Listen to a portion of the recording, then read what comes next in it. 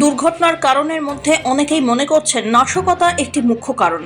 কিছুদিন আগে পর্যন্ত এয়ার ইন্ডিয়ার বিমানের রক্ষণাবেক্ষণের দায়িত্বে ছিল তুরস্কের একটি সংস্থা সেলেবি এভিয়েশন।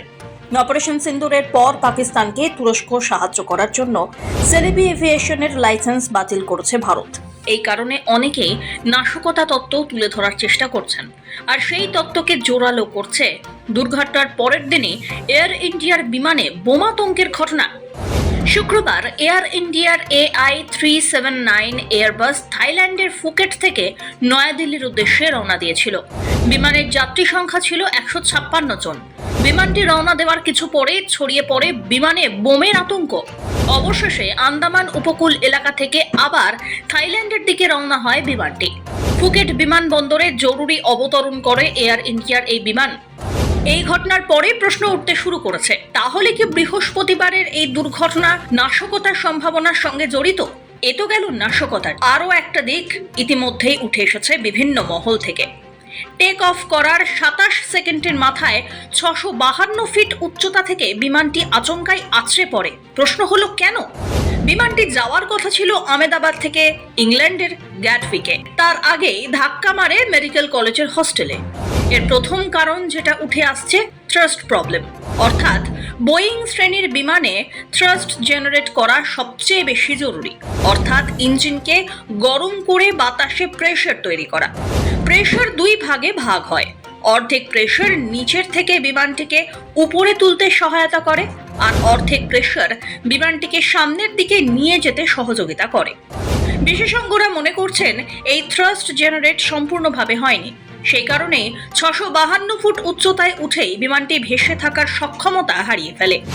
আবার কিছু মানুষ মনে করছেন বিমানের দুটি ইঞ্জিনে আচমকাই গোলযোগ হওয়ায় তা বন্ধ হয়ে যায়, ফলে বিমান দ্রুতই মাটির দিকে নেমে আসতে থাকে, সেই কারণে হস্টেলের উপরে আছড়ে পড়ে।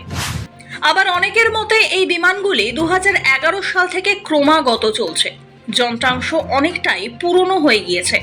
লাগাতারভাবে উড়ানের কারণে সঠিক রক্ষণাবেক্ষণ সম্ভব হচ্ছে না। ইঞ্জিনের প্রযুক্তিগত সমস্যা নিয়ে একাধিকবার প্রশ্ন উঠেছে।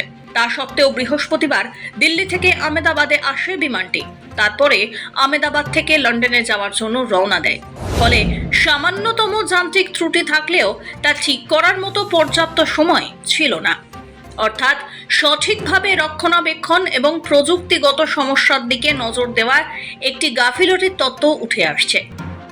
অন্যদিকে আরেকটি তথ্য উঠে আসছে, পাইলট এবং বিমান কর্মীদের লাগাতার ডিউটির ফলে বিশ্রামের অভাবে দুর্ঘটনা ঘটতে পারে।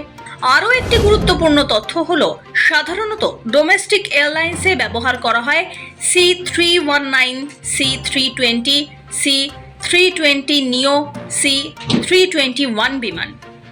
এগুলি এক জায়গা থেকে আরেক জায়গায় যাওয়ার পর রক্ষণাবেক্ষণের জন্য পর্যাপ্ত সময় পায়। কিন্তু আন্তর্জাতিক বিমানের ক্ষেত্রে মূলত ব্যবহৃত হয় Boeing C8, Dreamliner, Airbus 380, 379, double decker তথা বড় বড় বিমানগুলি, যেগুলি এক জায়গা থেকে অপর জায়গায় অবতরণ করার পর আবার অন্য জায়গার উদ্দেশ্যে রওনা দেয়। ফলে সুনির্দিষ্টভাবে রক্ষণাবেক্ষণের সময়ের একটু অভাব অবশ্যই দেখা দেয়। সেক্ষেত্রেও দুর্ঘটনার একটি সম্ভাবনা থেকে থাকতে পারে। ইতিমধ্যেই DGCA থেকে এয়ার ইন্ডিয়ার 27টি বিমানকে সাময়িকভাবে স্থগিত রাখা হয়েছে। ফ্লাই টু ফিট সার্টিফিকেট পাওয়ার পরেই এই বিমানগুলি আবার উড়ান ভরতে পারবে।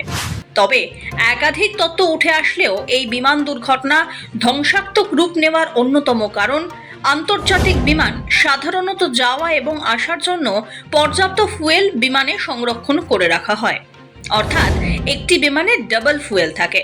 ফলে বিমানটি আছড়ে পড়ার সঙ্গে সঙ্গেই যে পরিমাণ আগুনের লেলিহান শিখা দেখা গিয়েছে, সেটি এই ডাবল ফুয়েলেরই কারণে। এখন ব্ল্যাক বক্স উদ্ধার করে তার পুঙ্খানুপুঙ্খ তদন্ত হওয়ার পরেই বোঝা যাবে আসল কারণ কি। পাখির সঙ্গে ধাক্কা এটি বিমান দুর্ঘটনার সর্বদাই প্রাথমিক কারণ হিসাবে ভেবে নেওয়া হয়। তবে এক্ষেত্রে সেই সম্ভাবনা কতটা ছিল সেটাও বিবেচনা করে দেখা হচ্ছে। ব্যুরো রিপোর্ট, সময়, কলকাতা।